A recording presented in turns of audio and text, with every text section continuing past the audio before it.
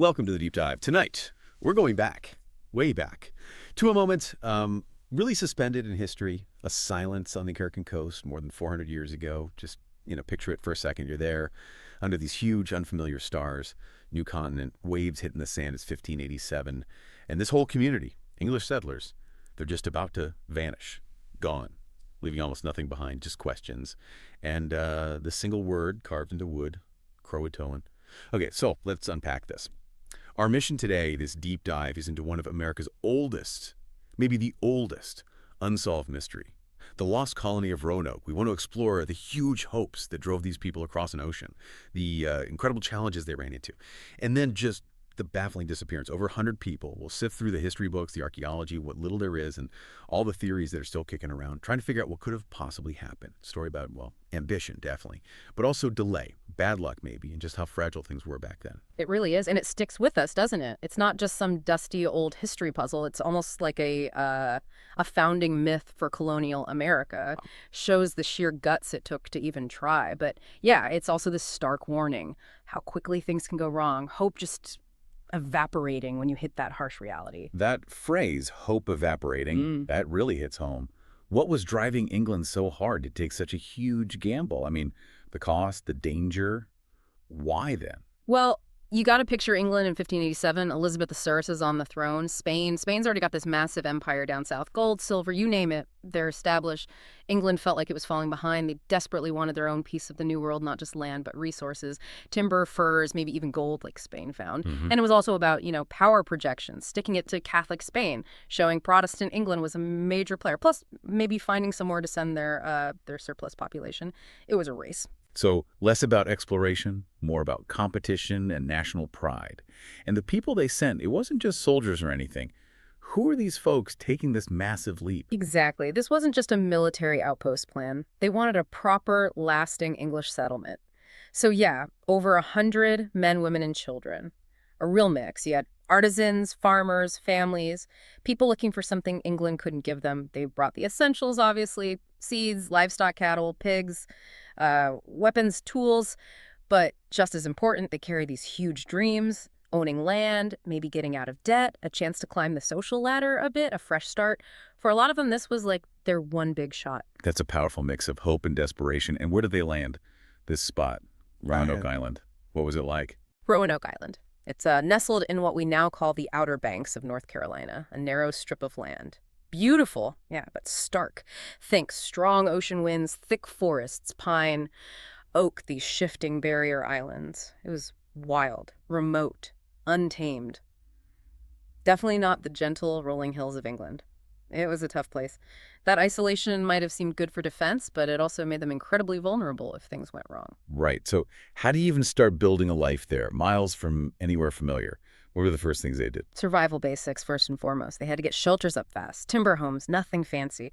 And they built palisades, those defensive walls made of logs around their little settlement. They were literally trying to carve out a tiny piece of England in this massive, overwhelming wilderness. Every single day would have been a struggle, just against the environment, let alone anything else. And in that fragile little village, we get some really human stories. John White, the governor, he was an artist. Yeah, John White, a painter. His drawings, his sketches, they're incredible. They give us some of the only real visual clues about the settlement, the landscape, the native people they met. It's invaluable stuff. But his personal stake, that's what makes it so poignant. His daughter was there, right? And his granddaughter. Exactly. His daughter, Eleanor Dare, was one of the colonists. And just weeks after they landed, she gave birth. Virginia Dare, the first English child born in America. For those colonists, that must have been immense, a huge symbol. Virginia represented the future, proof that they could put down roots, that this could become their land, a real beacon of hope when things were looking uncertain. A powerful symbol, yeah. But symbols don't fill your belly. That hope must have crashed into reality pretty quickly. What were the immediate problems? Oh, almost straight away. Supplies started running low, way faster than they expected. Maybe they weren't great farmers. Maybe the land was just too different. Maybe they just didn't bring enough to start with. So, shortages. Food, tools, medicine, big problems. And then relations with the local native tribes. That got tricky fast. There was some initial curiosity, maybe some trade, but it soured. Misunderstandings, probably some clashes, growing distrust.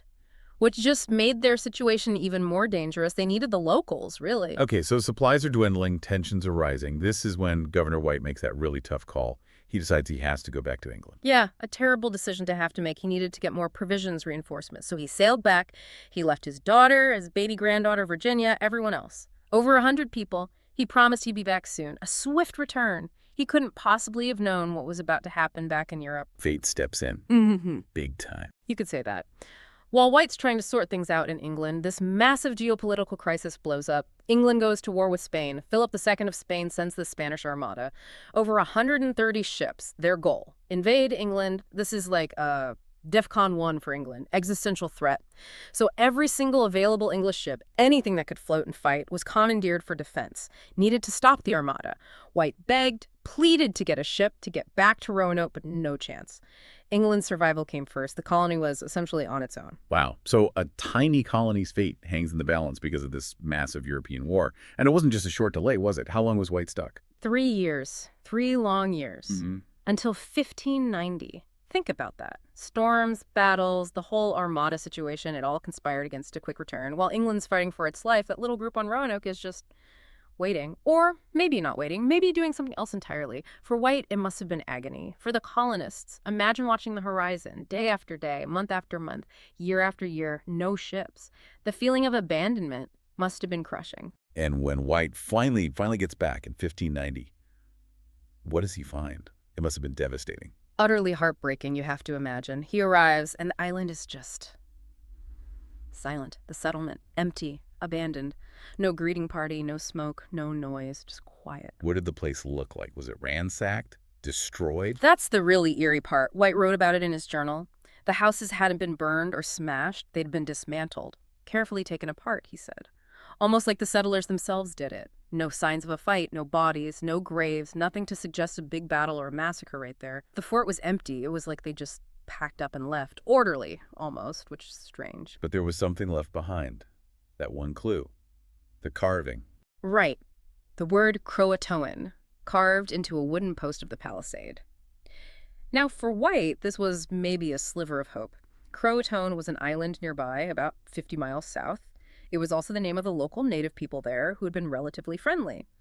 Manteo, his interpreter, was Croatoan, and White had told them before he left, if you have to move, carve your destination. If you're in danger, put a cross above it. The word Croatoan was there, but no cross. No cross. So, suggesting they weren't forced out, maybe? That they went willingly? That's what White desperately wanted to believe. That they had chosen to go to Croatoan Island, maybe seeking refuge or help from Manteo's people. It meant his family, Eleanor and Virginia, might still be alive. He must have been frantic to get there, to follow that clue here. He had to find out. His family, his colonists, he thought they were just 50 miles away. He immediately tried to organize a search to sail south to Croatoan. But then, more bad luck. It seems almost cruel. It really does. Another twist. As his ship tried to head towards Croatoan, terrible storms blew up, really violent weather. His ship got hammered, blown way off course, damaged. They couldn't make the journey. The search had to be abandoned. White never got to Croatoan. He never found out what happened. He had to sail back to England, carrying just emptiness, sorrow, and this massive unanswered question. It haunted him for the rest of his days. Wow. Just left with that one word, Croatoan. Which brings us to the theories. What's the leading idea now, looking back with hindsight and, modern archaeology? Well, the theory that probably holds the most weight, the one a lot of historians lean towards, is integration. That the colonists didn't just vanish, they assimilated. They likely went to live with the Croatoan people or maybe other friendly tribes on the mainland nearby. The lack of bodies, the careful dismantling, it points away from a sudden wipeout on Roanoke itself. So their English ways, their language, maybe even their genes just gradually blended into native culture. It's less a tragedy of extinction, more a story of merging, of transformation. That's a fascinating idea, a different kind of survival. But surely people have considered darker scenarios too. Oh, absolutely. You have to consider everything. Integration is plausible, maybe even probable, but not certain. Other theories are grim. Starvation is a real possibility. We know they struggled with supplies, crop failures. Disease is another big one. European diseases devastated native populations, but they could certainly hit a weakened, isolated group of settlers hard too. Then there's conflict. Maybe not with the Croatoan, but other tribes who weren't so friendly. An attack is possible, even if the evidence isn't right there on Roanoke Island itself. And yeah, people have speculated about capture, enslavement, some hidden massacre. But again, the physical evidence for widespread violence just isn't there in the main settlement area. And archaeologists have been digging around there for ages, right? Trying to find something concrete. What have they turned up? They have. It's tough work. The landscape changes. But yes, archaeologists keep looking. They found bits and pieces, not just on Roanoke Island, but on Hatteras Island, where Croatoan was, and the mainland, too. Things like fragments of English pottery mixed in with native pottery styles from that period. Bits of tools. Scattered European artifacts. It doesn't point to one single intact settlement that just died out. It suggests dispersal. Small groups moving, maybe joining native communities. It fits the integration idea, finding these scattered clues rather than one big site. Puzzle pieces, like you said earlier. Yeah. What about stories from the native perspective? Oral traditions, do they mention anything? That's another really intriguing angle. There are native oral traditions passed down over centuries, particularly among the Lumbee people in North Carolina. These traditions talk about ancestors who were fair-skinned, had light eyes, maybe spoke some English words or had English surnames. They strongly claim a connection back to the Roanoke colonists. It's powerful, suggestive stuff, an echo across time. But, oral tradition is complex, and direct proof linking it definitively back. It's hard to establish archaeologically or historically, so still no smoking gun. The mystery persists. It really does. And maybe that's part of its power. It's not just where did they go, it's the human feeling of it. That silence, that weight of abandonment. You think of John White coming back, Yeah. finding nothing, his family just gone. Exactly, a whole village. Imagine the sounds before hammers. Maybe kids laughing, then just silence. Only the seabirds. It's incredibly evocative. And that word, Croatoan, it's burned into history, into our imagination. But it creates more questions than it answers, doesn't it? It just hangs there. Yeah. It makes you try to picture those last days or weeks. What do you think it was like? What images come to mind? Oh, you can't help but wonder. Were they scanning the horizon every day? Hope just fading with each sunset? Did little Virginia Dare, maybe walking by then, ever hear stories of the grandfather who sailed away? Or was it a planned move? A difficult, maybe frightening decision to leave the failing settlement behind and walk into the forest towards the Croatoan, towards an unknown future? Did they go together? We just don't know. And that not knowing, it just drifts, doesn't it? Like smoke, like you said. A reminder of how easily things can be lost. Hopes, plans, entire groups of people, swallowed by wilderness, by war, by time. Maybe they did find a new life, blended in, or maybe they met a tragic end somewhere else. We likely will never know for sure. And that uncertainty, that ambiguity, is now part of the story itself. So that wraps up our deep dive into the lost colony of Roanoke. We've touched on the ambition, the tough journey, the challenges, that awful delay, the silent island, and that one cryptic word, Croatoan. Gruff. Integration, starvation, disease, conflict. The theories are all out there, but the truth, still hidden. A genuine mystery right from the start of English settlement in America. Here's something to think about, maybe as you drift off tonight. That lonely island is still there. Waves washing the shore, wind in the trees. What does its enduring silence tell us about the stories history keeps and the ones that just let's disappear? Imagine this. You're in Strasbourg. It's the summer of 1518. Feel that sun on the old cobblestones. Smell the bread baking, maybe the river nearby. An ordinary day. Totally ordinary. The big cathedral bells are chiming. People are at the market, probably complaining about prices, just living life. And then, boom, a woman steps out into the street. Frau Trophée. Right, Frau Trophée, according to the records you found. And she starts dancing.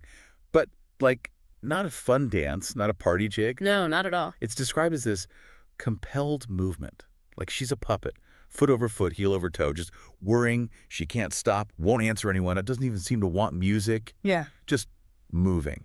Okay, let's unpack this. What on earth was going on in Strasbourg? It's just fascinating, isn't it? Because this event, even now, centuries later, it still really challenges how we think about mass human behavior. Absolutely. So we're diving deep into your material today on this truly baffling, frankly terrifying phenomenon, the dancing plague of 1518. Plague feels like the right word, even though it wasn't a disease in the way we think of it now. Exactly. And it wasn't just her. The sources are clear. It spread fast.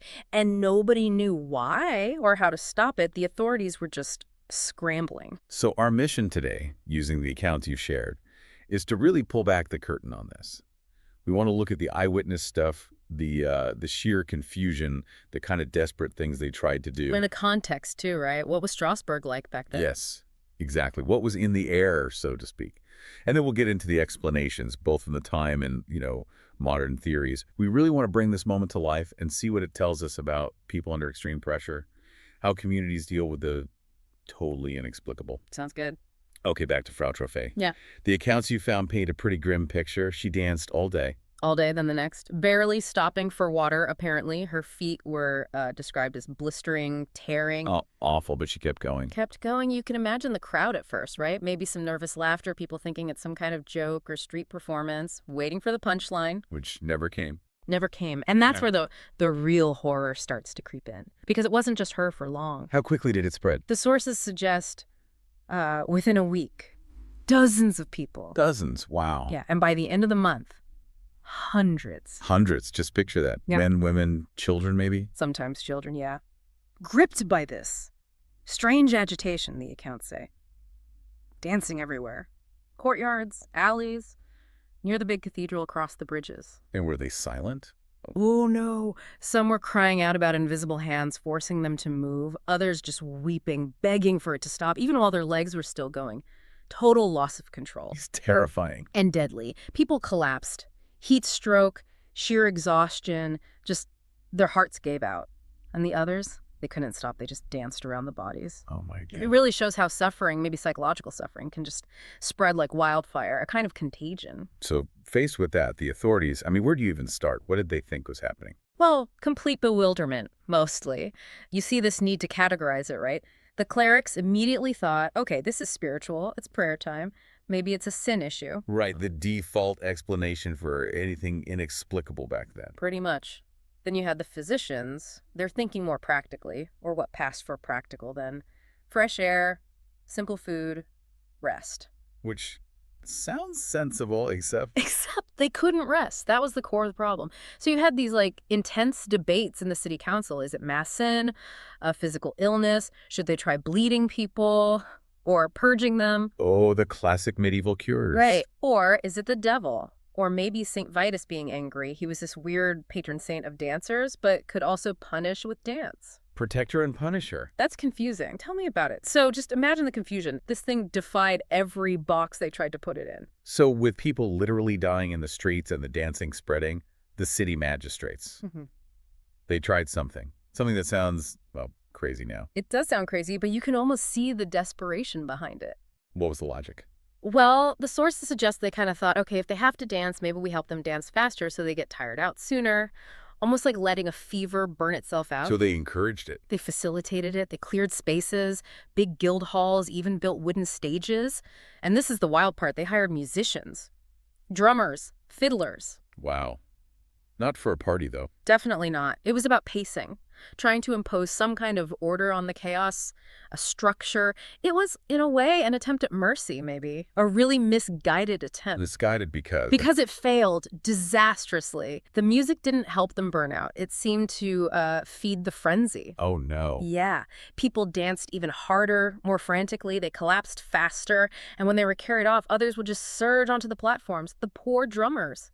The accounts mention their hands just aching from this endless, horrifying beat. So trying to control it just made it worse. It really speaks to how collective fear, or whatever this was, can just spiral when you react in the wrong way.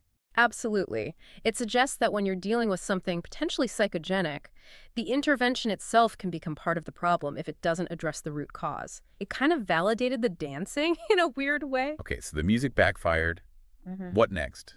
Did they give up? Not entirely. The clergy were still convinced this was fundamentally spiritual. A wound on the soul of the city, maybe? So back to St. Vitus. Exactly.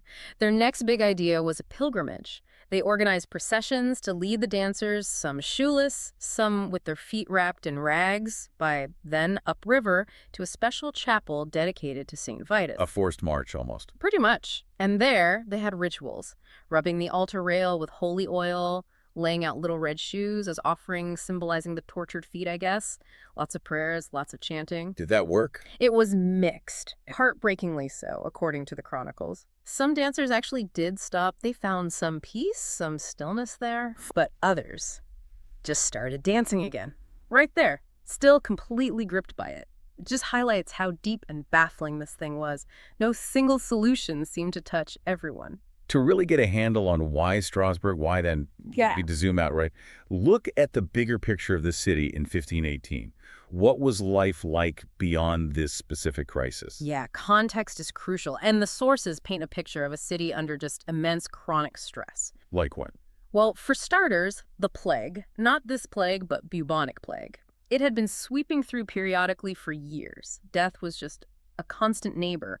Imagine the background level of grief and fear. Okay, so a backdrop of trauma already. Definitely. Then add bad harvests. Real fear of starvation wasn't uncommon, plus other epidemics hitting the crowded city. And on top of that, you've got constant money worries, high taxes, trade problems, and then always these rumors of wars brewing nearby. So it's not just one thing, it's everything piling up. Exactly. It's this pervasive feeling that life is precarious, that powerful forces, disease, famine, war, God maybe are pulling the strings, not you. The whole city was like a tinderbox of anxiety. You could say people's bodies and minds were stretched so tight, maybe they were just ready to snap. Like the body itself becoming the expression of that unbearable stress. That's one way to think about it, yeah. If the body is the bell, maybe the stress made it ring. And you mentioned other weird remedies or theories floating around at the time, too. Oh, yeah.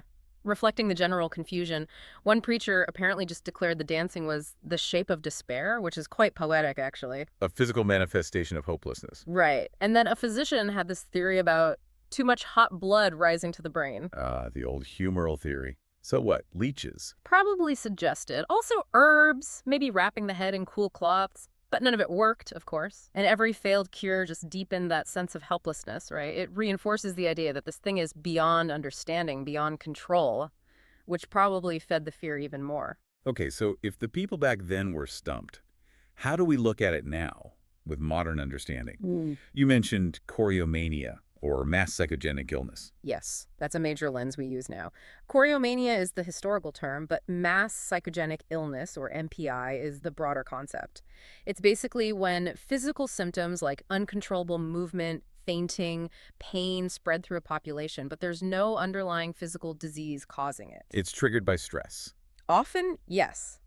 Extreme shared psychological stress.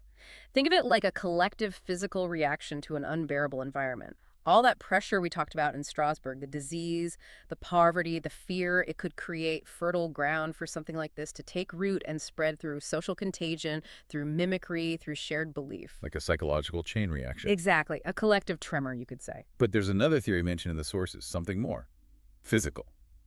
Ergot. Right. Ergot poisoning or ergotism. That's the other main contender, or possibly a contributing factor. Explain that one. Ergot's a fungus. It grows on rye, especially damp rye. And rye bread was the absolute staple food back then. Okay, so what does this fungus do? Well, it produces alkaloids that are chemically similar to LSD. Really? Yeah. Ergot poisoning can cause hallucinations, severe muscle spasms, convulsions, crawling sensations on the skin. They used to call it St. Anthony's fire. It literally messes with your brain and your nervous system. So people could have been essentially tripping and convulsing from bad bread. It's plausible, yeah. It could explain the involuntary movements, maybe some of the visions or strange sensations people reported. So maybe ergotism was the spark, and then mass psychogenic illness was the fire that spread it through the stressed population. Or maybe it was just one or the other, or a mix we can't quite untangle. Precisely. The sources give us clues, fingerprints on the glass, but time has smudged them. There's no single neat answer that everyone agrees on. And maybe seeking one tidy answer misses the point. The complexity itself might be the story here. Yeah, it's easy to get lost in the theories and forget the actual people. The sources you looked at really bring that home. The shoemakers worrying about the leather being ruined by endless dancing, the bakers watching people trample their doorways, The mothers yanking their kids away. spouses trying desperately to hold on to their loved one, feeling them just tremble and pull away again. The sheer endurance of it. Weeks of this. It must have felt like a living nightmare. Unimaginable. So how did this nightmare finally end? If there wasn't a cure, did it just stop? Pretty much. The early accounts suggest it didn't end with a dramatic breakthrough. It just faded, ran its course over several weeks, maybe stretched into a month or two. The numbers dwindled, it shrank by degrees. Until one day there was just silence, Yeah. stillness. Yeah. Imagine that quiet. The guild halls being emptied, the stage is taken down, the musicians finally paid and sent home. Imagine their stories. Those little red shoes left at the chapel just gathering dust. And people went back to normal. Or tried to. They tried. Slowly. Cautiously. The sources hint at the sense of shock, maybe being startled by just the normal weight of things, like a broom handle, or the simple rhythm of kneading dough. Ordinary life must have felt incredibly loud or incredibly quiet after that. Did they talk about it much afterwards? Apparently not openly, not loudly. There was this feeling, maybe superstition, that talking about it too much might bring it back, like whispering a ghost story. But they remembered. Yeah, the memories must have lingered. That woman with the bloody feet, maybe smiling through tears in relief or delirium. The young man clawing at a doorframe trying to stop those shallow graves. The city went back to its routines, but you have to think that echo was always there. So looking back now from our quiet distance, what do we take away from this? Is there a lesson? Maybe not a neat lesson or a simple answer, but perhaps. Perhaps it teaches us to look at these historical mysteries, maybe even modern ones, with softer eyes, less judgment. What do you mean? Well, we can analyze the ergot theory, the MPI theory, but look closer at the human reactions described in your sources. Amidst the horror, there was also, maybe tenderness isn't the right word, but humanity. Yeah. Neighbors bringing water, even if they were scared. People washing bloody feet. The magistrates trying something, even if it was wrong. Exactly. Clumsily, maybe, but trying to contain the harm. Even the fiddlers, you could see their role as trying to bring some structure, some rhythm to tame the wildness, like singing a lullaby in the dark, It shows people grappling, trying to cope with something utterly beyond them. That's a really powerful way to see it. It reminds you that we humans, we mirror each other, don't we? A yawn goes around a room. Laughter spreads. Tears, too. And sometimes, maybe under immense pressure, even a strange compulsive step can spread until people feel they just can't stop. So the miracle isn't that it happens, maybe. But that it ends, that peace eventually returns. Yeah, that people pick up the brooms again, light the ovens, that eventually the loudest sound is just a cartwheel on the cobbles again. We'll never know for sure what music drove those dancers. Maybe there wasn't any external sound. Maybe it was just the internal rhythm of the city itself, the church bells, the worried heartbeats, the sheer weight of fear and hardship finding an outlet. A resonant frequency of anxiety. Yeah. If you listen hard, maybe you can still catch a faint echo of those steps fading away, disappearing into the quiet that always follows a storm. So thinking about all this, what stands out to you about how communities react when faced with something utterly inexplicable? And how can we approach mysteries like this today when our world still throws plenty of strangeness our way? Welcome to the deep dive, the Mary Celeste. I mean, it's a name that just echoes, doesn't it? Synonymous with, well, one of the biggest mysteries the sea has ever thrown up. Absolutely. Haunting, baffling. It ticks all the boxes for an enduring enigma. But we want to get past the ghost stories today, right? Look at the actual facts, the accounts, the source. Exactly. What do we really know? What does the evidence suggest? That's what we're digging into. Why this story, above so many others, still captures the imagination. So, okay, let's paint the picture. We're talking December 1872, the Atlantic Ocean. Vast, empty. Maybe some stars out. Off the Azores somewhere. And there's this ship, a brigantine, just drifting. Sails are a bit torn, flapping. Bluffing, yeah. Not catching the wind properly. Yeah. Uncontrolled. And the decks are just silent, eerily quiet. Because everyone, the whole crew, they're just gone. Vanished. It's that sudden absence, isn't it? That's the core of it. Sends a shiver down your spine. And this wasn't some old wreck of a ship, was it? No, not at all. The Mary Celeste, she was built in Nova Scotia. A solid, pretty swift ship for her time, designed for long trips, trade. Seaworthy. Definitely. By 1872, she was considered a capable vessel, well-maintained, which, just adds to the puzzle. Why leave a perfectly good ship? And the captain, Benjamin Briggs. He wasn't some unknown either, had a good reputation, steady guy. Very much so, respected. And, importantly, he had his family with him, his wife, Sarah. And their daughter, Sophia, just 2 years old. Imagine that. A whole family starting what should have been just another voyage. It makes it even more poignant. So, Captain Briggs, his wife, his daughter, plus 7 crew members. 9 souls in total. Right, 9 people. And their cargo, about 1,700 barrels of industrial alcohol, headed for Genoa, Italy. Okay, so industrial alcohol, that sounds potentially hazardous. It is highly flammable. That detail becomes pretty significant in some of the theories, but on the surface, it was a standard merchant voyage. And everything seemed fine when they left. Briggs wrote letters home, apparently quite cheerful. Yeah, according to reports, his letters from New York just before they sailed in late autumn were optimistic. Looking forward to a smooth trip, no hint of trouble. Just normal, Yeah, routine, right. until it wasn't. Exactly. Fast forward to December 4th, 1872. Another ship, the Dei Gratia, is also sailing towards Europe, Okay, and they spot the Mary Celeste off the Azores coast, like you said. sure. And right away, something looks wrong. What would they have noticed first? From a distance, I mean. An experienced crew like in the Dei Gracia. Well, primarily the way she was sailing, or rather, not sailing properly. Her course was all over the place, like no one was steering, Drift. pretty much.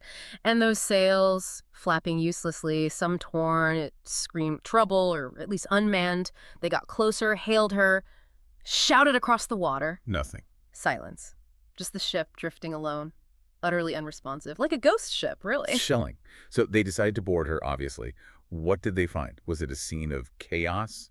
Storm damage? That's the thing. It was the opposite of chaos. It just deepened the mystery. The ship itself, remarkably intact. Hull sound. Seaworthy. Completely. No major damage, no signs of a big struggle.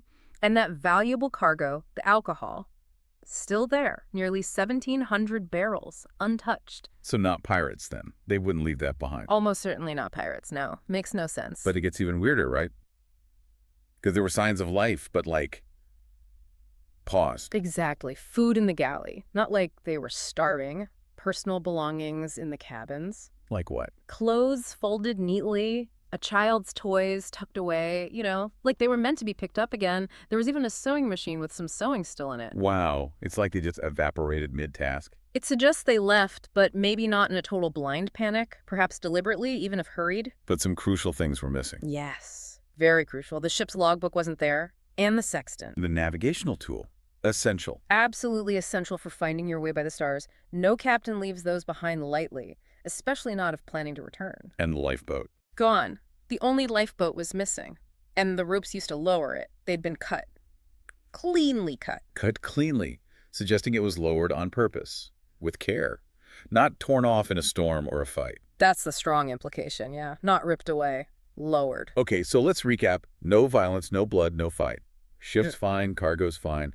But the logbook, sextant, lifeboat, and 9 people are just gone. Precisely. Which brings us right back to that huge question. Why?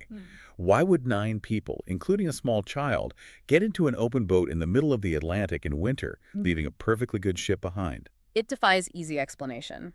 That lack of violence, lack of struggle, it pushes aside those first thoughts, like piracy or mutiny. Yeah, we covered piracy cargo still there. Mutiny. Doesn't fit either. Kitchenbrig's cabin wasn't ransacked, his things were undisturbed, and there's no record of any trouble with this crew. It wasn't some violent takeover. It was an emptying. A silent disappearance.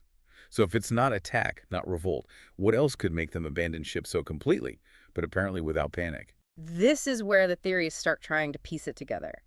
And one of the strongest, most persistent ones centers on that cargo, the industrial alcohol. Right, you mentioned it was hazardous. Extremely. The theory goes something like this. Maybe some barrels leaked. Maybe the hold started filling up with alcohol fumes.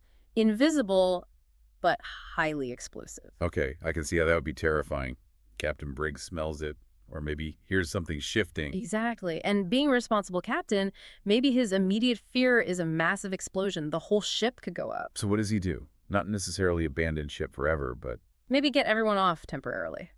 Into the lifeboat. The idea would be to tether the lifeboat to the Mary Celeste, keep a safe distance, wait for the fumes to clear, or assess the danger. That actually sounds plausible. A safety measure. Get everyone clear until you know what's happening. It fits the no panic signs on board, the deliberate lowering of the lifeboat. But if that was the plan, how did they end up lost? How did the lifeboat get separated? Well, that's the tragic part of the theory. The Atlantic.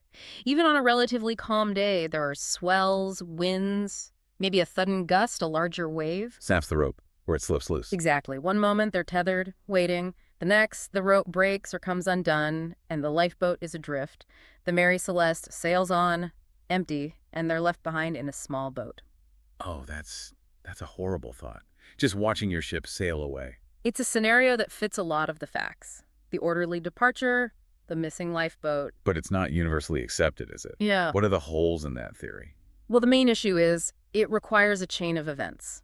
A significant leak, The captain specifically fearing explosion right then, an orderly evacuation, and the rope immediately breaking or coming loose.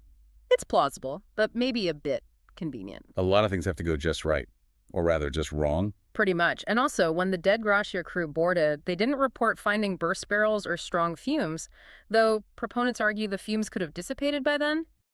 So it's compelling, but not definitive. What about other ideas? Natural events. The ocean's a dangerous place. Absolutely. Other theories look at things like waterspouts. Maybe a sudden, terrifying waterspout appeared near the ship. Or a freak wave washed over the deck, enough to make them think they were sinking immediately. Possibly. Or even just the ship listing heavily. Maybe the cargo shifted, causing a sudden tilt. To inexperienced eyes, or even experienced ones in a moment of fear, it might seem like the ship is foundering. And in that moment you think, get in the boat. Now. Right. You grab the essentials logbook, sextant lower the boat quickly but maybe still carefully, intending perhaps to stand off and see if the ship recovers. And again, if they tethered the lifeboat, same outcome. Rope breaks, they're lost. It's another plausible path to the same tragic end, a moment of misjudged peril leading them into actual fatal peril. Still, that orderliness is the sticking point, isn't it? Right. Would a waterspout or a sudden lurch allow for such a tidy departure? It's tough to reconcile completely. That's why the mystery endures. And of course you get the wilder theories too. Sea monsters, UFOs, ghost stories. Which are fun for fiction, but probably not what happened. Almost certainly not. But they speak to that human need for an answer, any answer, when faced with such a void. But the real story, the human loss, is profound enough without monsters. And the ship itself, the Mary Celeste, she sailed on after that. She did, yes. Under owners, new captains, but she was always marked. Sailors can be superstitious. I bet. The ghost ship. Yeah, she carried that reputation, heart to shake. Many apparently refused to sail on her. And our final end wasn't very mysterious, was it? No, quite the opposite. Kind of sad, really. In 1885, her last owner deliberately wrecked her off Haiti, tried to claim the insurance money. Insurance fraud. A bit of a low note to end on for such a legendary vessel. A very ignominious end. But the legend, the story of the Mary Celeste, that was just getting started. Ah, right, because the story we often hear isn't quite what the De Gracia found, is it?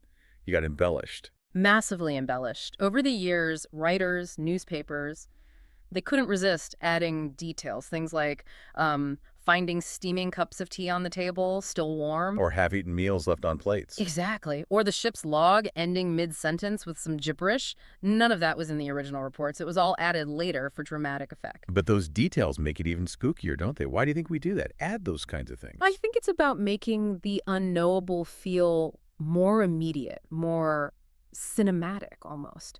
A steaming cup of tea implies someone was just there. It sharpens the sense of sudden disappearance, makes it more horrifyingly relatable than just emptiness. It gives us a picture, even if it's a false one, instead of just a blank space. Precisely. The real facts are unsettling because they're so mundane in a way.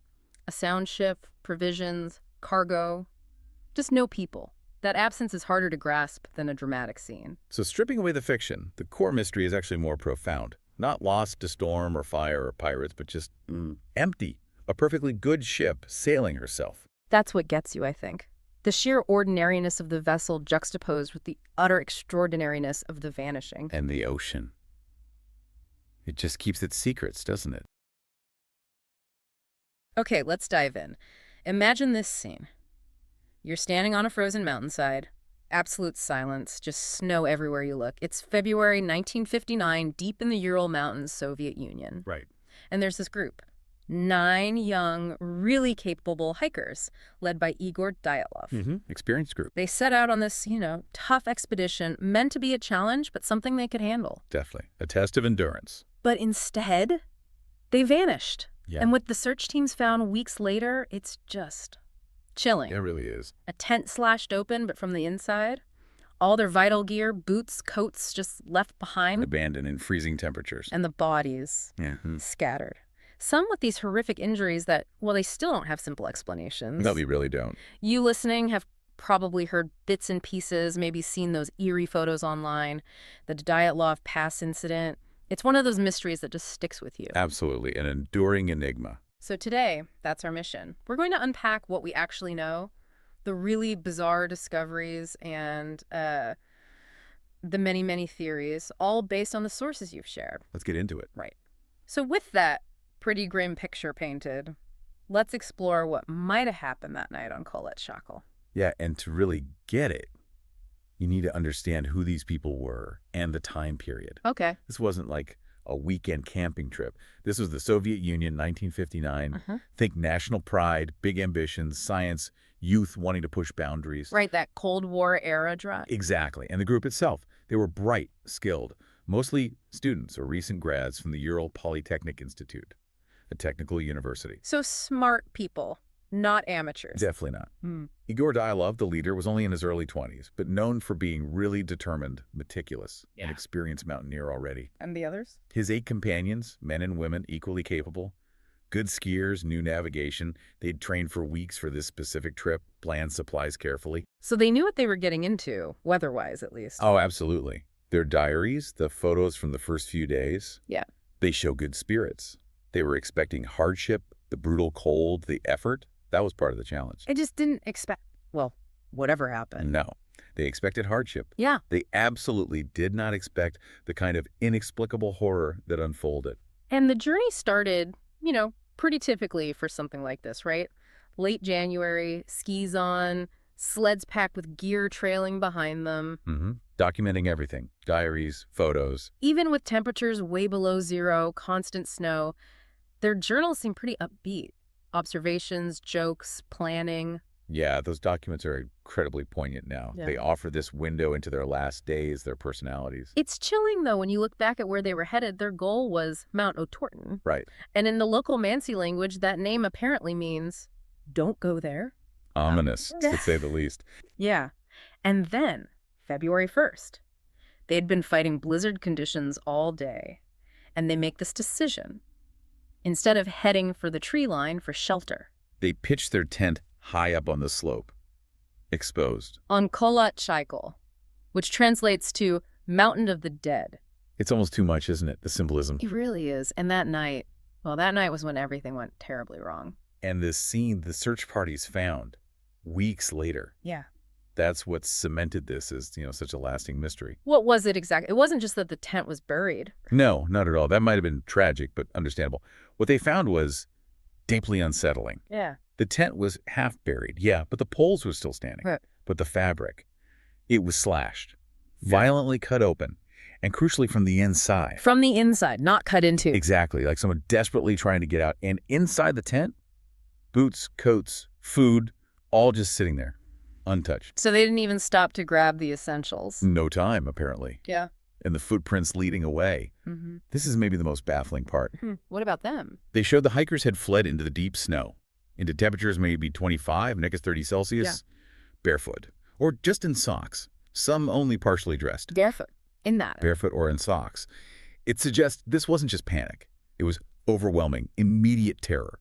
Something made them abandon everything, even basic survival gear, and just run. Wow.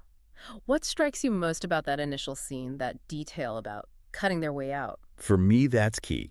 Tearing your way out of your only shelter, not even using the door flap, into a blizzard.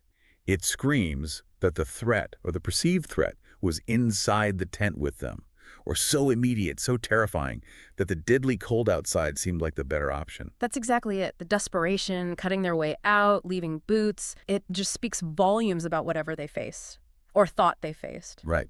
And then, as the search continued, the discoveries just got darker, didn't they? The bodies weren't all in one place. No, found in stages. Scattered down the slope, into the trees below. It painted this grim picture, bit by bit. Tell us about the first ones found. The first 2 bodies were found quite a distance from the tent, maybe almost a mile down, near a large cedar tree. There were remnants of a small fire. Okay, so they tried to get warm.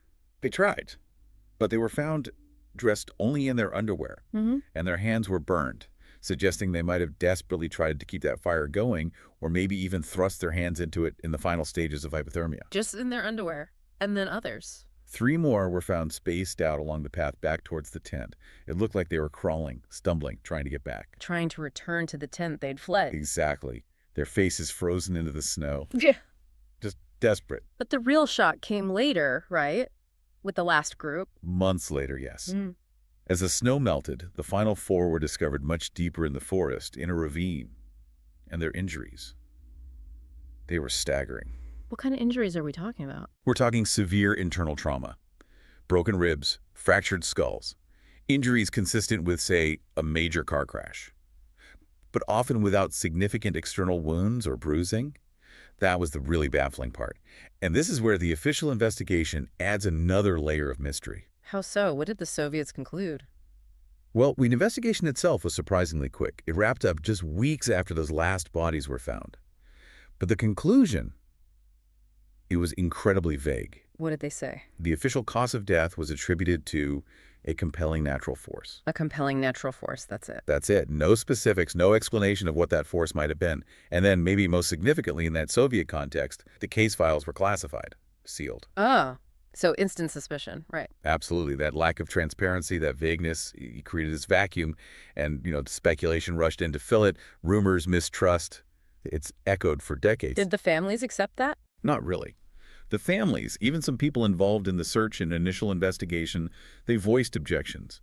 They knew these weren't novices. They understood mountain dangers. Compelling natural force just didn't explain the bizarre injuries, the flight from the tent. It felt like a cover-up. It felt like a cover-up. Even if nobody knew exactly what was supposedly being covered up, it just didn't add up. Yeah, that official silence is almost as strange as the incident itself. It basically guaranteed people would come up with their own explanations, didn't it? Precisely. It left the door wide open. Okay, so this is where it gets really wild, right? The theories. With the official line being so unsatisfying, where do people's minds go? Let's maybe group them, starting with natural explanations, things from the environment itself. Makes sense. The mountain environment is the obvious first place to look. An avalanche was one of the earliest and most debated theories. Right, that seems plausible. Snowslide buries the tent, they cut their way out, maybe causes some injuries. That's the argument. But the sources we looked at raised some serious problems with it. First, the slope where the tent was pitched. It was pretty shallow, maybe 15, 20 degrees, generally not steep enough for a major slab avalanche on its own. Okay. Plus, the search teams found no classic signs of an avalanche. No big debris field, no damaged trees lower down, and crucially, the tent poles were still partially upright, and those footprints showed people walking, running away in an orderly, if panicked, fashion. Not the total chaos you'd expect if they were swept away. Yeah, it doesn't quite fit. So if not a standard avalanche, what about other weird weather? I've seen mention of katabatic winds. What exactly are those, and could they explain it? Right. Katabatic winds are interesting.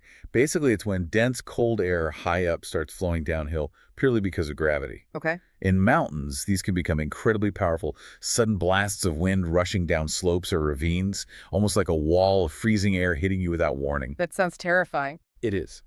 So the theory is maybe a sudden, intense katabatic wind hit the tent. The noise, the pressure, maybe even a localized vortex, it could have induced sheer panic, making them flee. That could explain the sudden rush out of the tent. It could explain the panic in the flight, yes. It could disorient even experienced people. Wow. But it struggles to explain those really severe internal injuries. A wind, however strong, doesn't typically crush ribs or fracture skulls without, throwing people into rocks or something, which would leave external marks. Got it. So explains the panic, maybe, but not the specific trauma. That difference is critical, isn't it? The type of injuries. And if the natural explanations don't fully cover everything, that leads us down the path of, well, human intervention. The official Soviet conclusion didn't exactly quiet those whispers, did it? Not at all. In fact, it probably amplified them. One of the most enduring theories involves secret weapons testing. Ah, yes. The Cold War context again. What evidence pointed towards that? Two main things really fueled this. First, remember those traces of radiation found on some of the hikers' clothes? Alpha and beta radiation. Right. Was it dangerous levels? Not immediately lethal, apparently, but definitely unusual. It sparked huge debate. Was it natural radon from the rocks? Was it residue from nearby military tests they stumbled into? Or maybe something they picked up elsewhere? Nobody knows for sure. And the second thing? Reports of strange lights in the sky. Other groups, locals in the area, they reported seeing these weird glowing orbs, bright orange spheres, moving silently around the time the hikers disappeared. Okay, that's definitely strange. Yeah. So you combine unexplained lights with unexplained radiation and official secrecy. Well, you can see how the military testing theory took hold. An accident, a test gone wrong, something the government desperately wanted to hide. Makes sense why people went there. What about the theory involving the local Mansi people? That came up early on, didn't it? It did, unfortunately. Early on, some people speculated about conflict, maybe revenge from the indigenous Mansi, whose traditional lands these were. It played on, cultural prejudice and lack of understanding. But there was no evidence. Absolutely none. Our sources are really clear on this. That theory was quickly and thoroughly debunked. In fact, the Mansi people were incredibly helpful in the search, acting as guides, showing real compassion. There was no motive, no evidence, nothing. It really just highlights how desperate people were for any explanation, however unfounded. Okay, so we've ruled out the Mansi. We have natural forces that don't quite fit all the facts, and human intervention theories based on intriguing clues like radiation and lights, but still no smoking gun. Are there other ideas that try to bridge the gap? Maybe explain both the panic and the weird injuries? Yes, people have tried to connect the dots in different ways. One idea that's gained some attention is infrasound. Infrasound. Sound we can't hear. Exactly. The theory is that certain wind conditions interacting with the mountain's shape could create powerful low-frequency sound waves. Infrasound can apparently induce feelings of intense dread, panic, nausea, even physical discomfort. So it could trigger that sudden, irrational flight from the tent. Potentially, yes. Yeah. It offers an explanation for the overwhelming terror without needing a visible threat. But again, it doesn't easily explain the severe, blunt force trauma found later. Panic, yes. Crushed ribs, less likely. Another factor often discussed, especially regarding the state of undress, is paradoxical undressing. I've heard of that. That's related to hypothermia, right? Yes, in the final severe stages of hypothermia, the body's temperature regulation goes haywire. People can feel intensely hot, like they're burning up, and paradoxically start removing their clothes. Which, of course, makes things much worse. Exactly. It accelerates death. This could explain why some were found in minimal clothing or underwear. But it's usually seen as an individual response, occurring at different times. It's less likely to explain why an entire group would react simultaneously. And, like infrasound, it doesn't account for those specific non-hypothermia-related injuries, like fractured skulls. So it feels like we're circling back to the same point. Lots of possibilities, pieces that fit some of the evidence, but nothing that explains everything coherently. What does that mean? Where does that leave us? It leaves us squarely in the realm of profound mystery. That's really the core of it. When you strip away the more outlandish speculation, you're left with these stark, troubling facts. Yeah. Each theory tries hard. Avalanche, wind, infrasound, radiation, paradoxical undressing. They explain parts. The slash tent, maybe. The panic flight. The hypothermia. But none seem to neatly tie together all the elements, especially those bizarre, severe internal injuries, without corresponding external signs. That combination is the real sticking point, isn't it? Massive internal damage, like from a huge force, but no clear cause on the outside. Precisely. It suggests some kind of immense, perhaps focused pressure or impact, but one that left little outward trace. And that specific combination remains deeply elusive, the cause of the initial terror and the mechanism of those injuries. That's the heart of the Dyatlov Pass enigma. It really is just incredible how powerfully this story persists. The more you learn, the stranger it seems to get, almost. It absolutely does. And we have to remember, beyond the puzzle, this was a terrible human tragedy. 9 young people, full of life, ambition, ready for adventure, and their lives just ended. In the dark, on that frozen slope, for reasons we still can't definitively grasp. And those little details make it so much more real. Their diaries just stopping mid-thought, the last photos of them smiling, arms around each other. Completely unaware. It's heartbreaking. And the site itself, Kholat Shakal, it's become this place people visit, almost like a pilgrimage. People go there, even now. Yeah, tourists, researchers, they stand there on that slope, feeling the wind, looking at the emptiness, just trying to imagine what could possibly make 9 experienced people tear open their tent and run out into negative 30 degrees to their deaths. Have recent investigations offered anything new? Better science now? There have been more recent studies, yeah, looking again at things like specific types of rare avalanches or complex interactions of snow load and wind. And some offer plausible mechanisms for some parts of it. Maybe a small slab slide could have caused initial panic and some injuries without being a massive event. But still no complete answer. Still no single theory that reconciles all the conflicting evidence. The torn tent, the flight, the scattered bodies, those very specific injuries, the lingering questions about lights or radiation. The pieces just don't quite snap together perfectly. It remains fundamentally a story about the limits of our knowledge, about facing something that maybe we just can't fully explain. And maybe that's why it has such a grip on us, We live in this age of science, satellites, DNA analysis. We expect answers. We like tidy solutions. We do. But Dyatlov Pass, It resists that. 9 lives ended on that icy slope in a way that just defies neat, rational closure. It's a stark reminder that maybe the world still has shadows, places where our certainty just breaks down, where mystery holds sway. It's kind of humbling, really. It is humbling. So, as we wrap up this deep dive, think about where the Dyatlov Pass story sits. It joins those other enduring historical mysteries, doesn't it? Like what? Like the lost colony of Roanoke. An entire settlement vanishes, leaving just one cryptic word, Croatoan. Or think about the bizarre dancing plague of Strasbourg in 1518, people dancing uncontrollably for days, weeks, until they collapsed or died. Why? Right, these inexplicable events. And the Mary Celeste. The ghost ship found sailing perfectly, cargo intact, warm meals on the table, but not a soul on board. Where did the crew go? Wow. 4 stories. Dyatlov, Roanoke, Strasbourg, Mary Celeste. 4 echoes across time. All fundamentally stories about the unknown, about the gaps in our historical record and understanding. They remind us that history isn't just dates and facts and victories. It's also made of these profound mysteries that challenge us, that make us question. Yeah. So picture it one last time.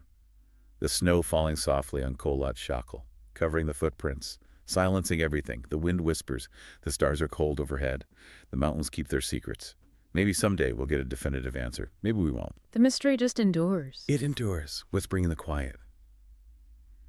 And it leaves us with a final thought, really. What does it actually mean for us, for our need to know and understand everything when some secrets might just be destined to remain? Truly unknown.